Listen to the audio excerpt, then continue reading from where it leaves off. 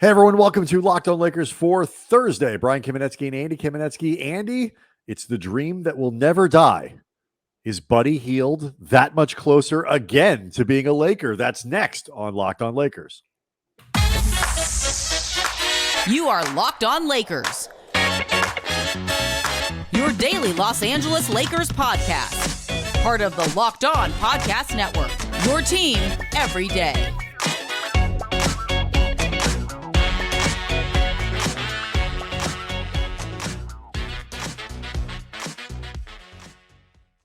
Thanks to everybody for making Locked On Lakers your first listen of every day, Monday through Friday, sometimes on weekends, certainly when news breaks. We've always got fresh Lakers content available for you.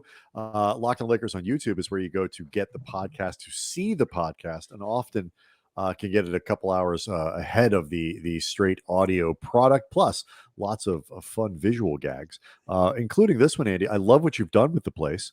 The last time we spoke, you had just moved. And I can see you've been very busy decorating. Yeah, it looks like I have the world's crappiest green screen behind me right now. Look, if green screens were beige, this is what it would look like. I mean, look, man, moving takes a while. Getting everything set up takes a while. And you got to do the most immediately pressing stuff first. And we have designated putting stuff on the walls last, which I think makes sense in a practical approach, but in terms of this particular show, does not bring much to the table. You should just hang a tapestry behind you or something, like one of those steal your face type things, like you might have in college. Well, I want to get to this Buddy Hield thing because it's somehow, some way, shape, or form, Buddy Hield seems like he's going to either be tied to or even land on the Lakers. This trade proposal will never seem to die. So we'll get to that in a second here. But while I was on vacation, the news broke, Andy, that the triumvirate of Russell Westbrook, LeBron James, and Anthony Davis on the Lakers actually had spoken. Chris Haynes from Yahoo reports that in the first week of Summer League, these guys actually got on the phone and talked to each other. And now I read this quickly. Again, I'm on vacation. I was like, oh, okay. Everybody got together, the subtweeting after Russ and his agent break up. All these things are happening, and these guys got together, and it was like too much. We got to bring it back together. We got to start over again. And then you when we were talking about it, you pointed out that no, this conversation happened in the first week of Summer League, and now I've got more questions than I did when I left for vacation. Yeah, a couple things jumped out. First of all, Haynes ended up reiterating what Dan Wojcicki from the LA Times had reported right after the statement from Thad Fouché, Russell Westbrook's longtime agent that he parted with, I believe it was last week, that Russell Westbrook, at least to the point of Chris Haynes' reporting, still had not formally requested a trade. So for the time being, to the best of everybody's collective knowledge, at least through media reports, Russell Westbrook has not actually asked out. And as you pointed out, it may not matter since right. I mean, it's that to me. I mean, I get it, and I understand why it's news and why it's not. Because look, Russell Westbrook would not be the first athlete to be so ludicrously unself-aware as to believe that like his demanding a trade isn't the equivalent of, announcing that water is wet this week. It's like he doesn't have, he ought to understand that he doesn't have to demand the trade, but that doesn't mean he wouldn't do it. You're right. And I do think it actually is instructive just in trying to figure out Russ's headspace that he hasn't done it. I mean, whether you think it's because he's grounded enough to realize he doesn't have to, or it just means he has not gotten pissed off enough yet that he hasn't said, trade me. Either way, I think that information is, if nothing else, a look inside what is going on, no matter how much you think it actually matters or not. The other thing, though, Brian, that I thought was really interesting is just the idea of this call taking place during the first weekend of Summer League, which was the weekend of the infamous freeze out between LeBron and Russ. They're both at the Lakers Summer League games, both sitting in different parts of courtside seating and not interacting at all, like to the point of not even seemingly making eye contact. What I want to know is, did this call take place before the freeze out, which would indicate that this call did not smooth out much, if anything, between, if not the three of them, certainly Russ and LeBron? Or did the call happen after the freeze out, which I guess could have instigated the need for a call in the first place? Yeah, and then how does the we talked about the tweet from Rich Paul, and then the reply from LeBron regarding Russ's breakup with his agent, and some of the stuff that was just in that. Still, I mean, I still cannot get over that Fouché put that out, just because it is unprecedented, what was said in that letter, to the point that we actually read the entire statement on the show for Monday. And look, no matter what you think of Russ, not great form by Thad Fouché. I would agree. I think I understand that, but just side note, right? The reaction to that from Rich Paul and LeBron, which certainly seemed to be directed at Russ, and a little bit of a subtweet and a troll there. If that came after the call as well, it makes me wonder how effective that call was, or how lasting that call was. Or, look, depending on how things went with the call, if it was positive in any way, and this was something Alex Regula brought up to me from Silver Screen and Roll when he was on during Tuesday's show, there is a chance, and I don't know if I buy this interpretation, but I don't think it's outlandish, that those guys, LeBron and Rich Paul, were actually commenting on Thad Fouché putting out all of Russ's business in the streets. Like the idea of damn, that's a bridge too far, no matter what either one of us thinks about Russ as a teammate or somebody that you play with or whatever. That's pretty cold. Yeah, you're right. You could look at it that way. You could also look at it as, wow, cold firing your agent for telling you the truth. There's a lot of different ways. This was the point of the conversation that we had on Monday, which is, these guys all understand that vague tweets lead to conversation. And what I'm trying to figure out is what this looks like, because I was critical of LeBron on Monday's show for some of the stuff that he has seemingly done, the way he has seemed to handle. If you took that, the tweet, for example, as a shot at Russ, he's not helping. He is not helping the Lakers situation, all that kind of stuff. It is worth noting that Russ took some serious shots at LeBron and the Lakers and AD and all that in his exit interviews. Oh, he was straight out of pocket during his exit interview. There's no way around it. And so, it's not one person's job here, but I am no more firm on what is going on with the relationship between these guys now than I was before I went on my trip. And I think it kind of matters. So I have a couple questions for you after the break, because where this goes from here in the stretch of time that the Lakers look like they might still have Westbrook on the roster, depending on the trade environment and all that. And I know that's stuff that you've talked about over the course of the week. How exactly they work their way through this, and what this looks like for potentially 6 weeks or something while we all sit and stew on it. So I want to ask you some questions about that next. Locked On Lakers brought to you by Built Bar, the bakers / scientists / geniuses over at Built Bar. They always are looking for new ways to spin forward some of your favorites, the classics, the creations that you love. And they took, for example, the coconut brownie chunk, added some marshmallows, and boom, you got yourself now a coconut brownie chunk puff. It's the coconut brownie chunk Built Bar that you love. Always got the 100% real chocolate, but they've added marshmallow to it. You've got this fluffy cloud of coconut brownie goodness, but it's good for you. It's low calorie, low sugar, high protein, and always made with the collagen protein. That's the good stuff. That's the stuff that your body absorbs more efficiently. It's got great health benefits to it, and it tastes great. It's awesome for a snack on the go. If you got a craving, if you got to, keep the kids out of your hair, all that stuff. That is where you go with the coconut brownie chunk puff. They're only here for a limited time. So go to built.com right now. Make sure you don't miss out. Order a box of them. Go to built.com, use the promo code LOCK15, get 15% off your order. Again, promo code LOCK15, 15% off at built.com. Okay, so Andy, my question is this. So Haynes writes in his story, while the uncertainty of Westbrook's future with the Lakers remains, the conversation was organized, to make sure all three were on the same page as long as they're joined together in their pursuit of a championship, sources said. Short book. Yeah. Haynes talks about some of the things that Darvin Ham has said and potential role changes and all these other stuff, which I think we were going to try to get into for tomorrow's show because it raises all kinds of interesting questions about what this team could look like if Westbrook is still here.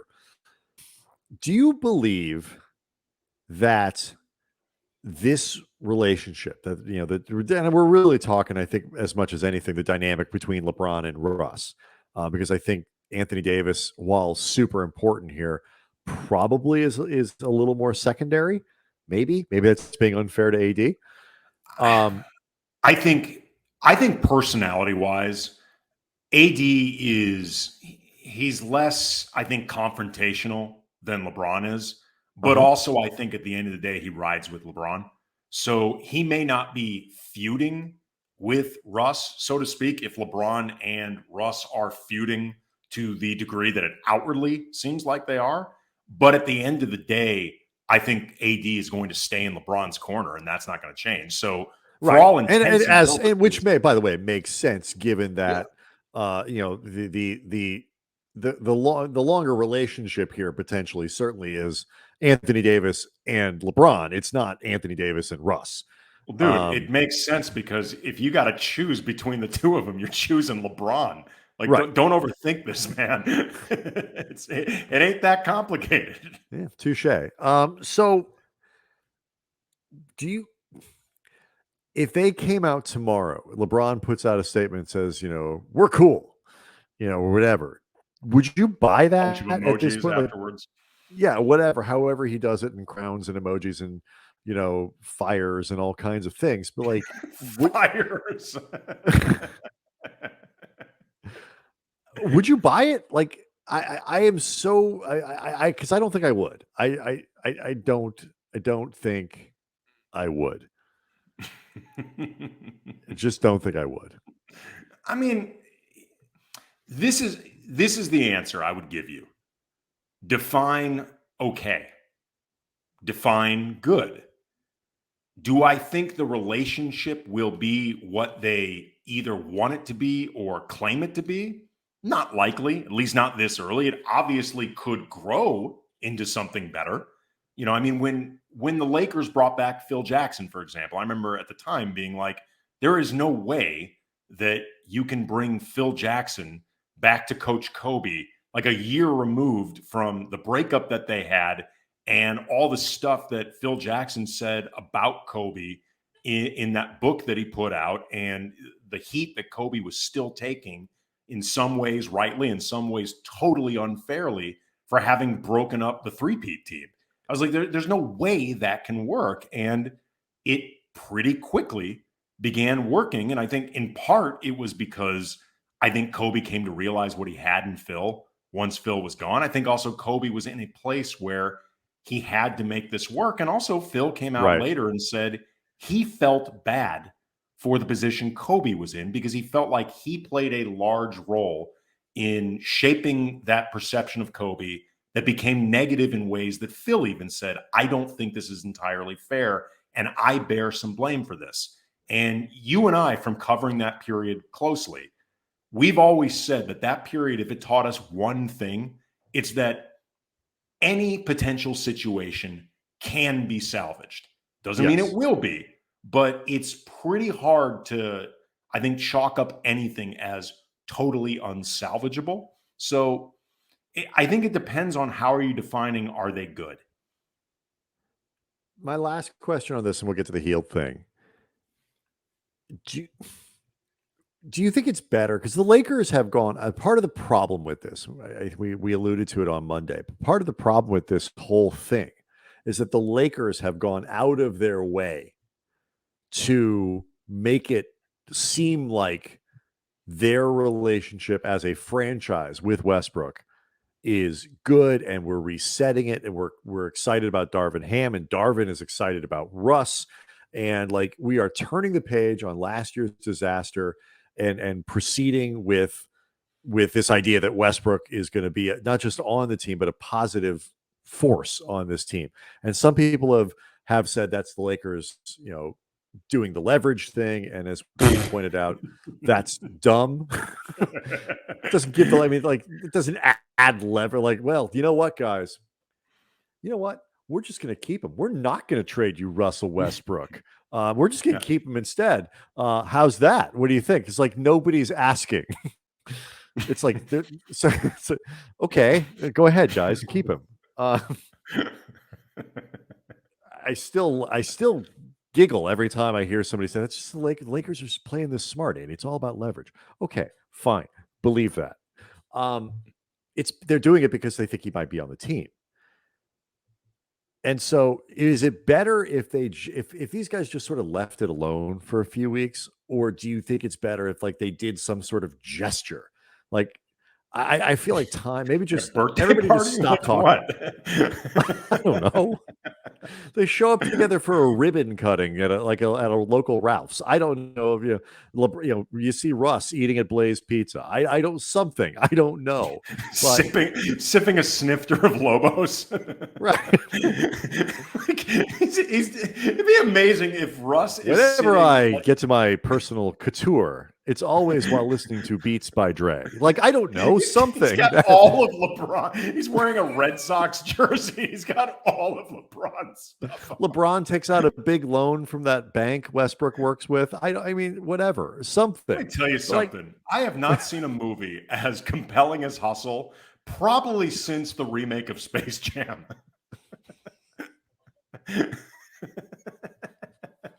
You understand my point. Or would it be better to sort of go like put out, like do something that's like a gesture that everybody could see and be like, look, we're all fine here? Or should just everybody just stop talking for maybe 6 weeks? Honestly, I think there's a big difference between, and I was really just thinking about this as you were sort of presenting the question. I think there's a big difference between what the Lakers are putting out, through media leaks that we know what this is about versus what Darvin Ham says. Because Darvin is saying all this stuff on the record, and he's the one ultimately that has to deal most directly with Westbrook in ways that matter on the court, because the average fan does not care if Russ is happy with his situation. If the Lakers are happy with the situation, they care how is it working on the court. And Darvin Ham, for what it's worth, as much as I readily acknowledge he is doing the company man thing. Well, it's not just the company man thing. It's also the thing that coaches do when until Russell Westbrook isn't on the team, Darvin has to treat him like he's on the team. I know that. But what I was going to say is I understand that these are the things that you have to do, the politics of it all. But Darvin does not come across insincere or, winking a bit, in terms of the stuff that he's saying versus do you really think Darvin buys this? Darvin sells this stuff really enthusiastically. And he talks in very specific ways about his vision for Russell Westbrook and also the expectations for Russell Westbrook. If Westbrook doesn't buy it, that's ultimately on Russ. But I think there is a certain separation that I think should be acknowledged between what the Lakers are leaking and trying to project versus what Darvin says on the record as the guy. And I think it matters a bit in terms of what the Lakers should do. I don't even necessarily care what the Lakers leak. I care about what gets said. We'll pick this up for Friday because I want to get to the Hield thing next. Is just it. I feel like what the Lakers are saying and anything Darvin says, it doesn't matter if ultimately the LeBron and Russ thing dissolve. If that deteriorates to a certain point, it doesn't matter what what Darvin says. Of course. And so that's what I'm getting at. I mean less about the Lakers and more about like these players, just shut up for a little while, or I mean, look, that's here's really why what I was getting at. Here's what I think matters, though. Here's why I think what Darvin says and sort of Darvin's approach matters. If Darvin can reach Russ enough, if Russ is on this team and makes it work enough on the court, ultimately, who gives a crap if LeBron and Russ like playing with each other? If it works well enough, it works well enough. That's true. It's a 1-year thing, man. All right, Buddy Hield rumors. They're back. Did they ever really go anywhere? That's next. Okay, Andy. So it was McMenamin, right, who reported that the Lakers are kicking the tires. McMenamin over at ESPN, our former colleague, Dave McMenamin, great guy. And he was reporting that the Lakers are once again kicking the tires on a Buddy Hield deal because they're not sure if this Kyrie Irving thing is going to happen. Yeah. So, your thoughts? I mean, we'll get to the sort of Kyrie or Buddy Hield or whatever in a second, and this would be a smaller deal. Ideally, the Lakers would love to ship Russ out in any circumstance. Well, it could be larger because it could potentially include Miles Turner, and if it includes Miles Turner, then it has to include. Yeah, even with the cap space that Indiana has, they're going to have to take on Russ because the Lakers will be taking on too much salary. Right. And so, but in theory, this could be something smaller. It's, the THT, it would be THT, Kendrick Nunn, and probably a minimum deal. I think Dave floated Wendy and Gabriel or whoever it might be. You just mathematically and then sort of roster wise, Gabriel would make a lot of sense. Well, he's also non-guaranteed from Indy's perspective.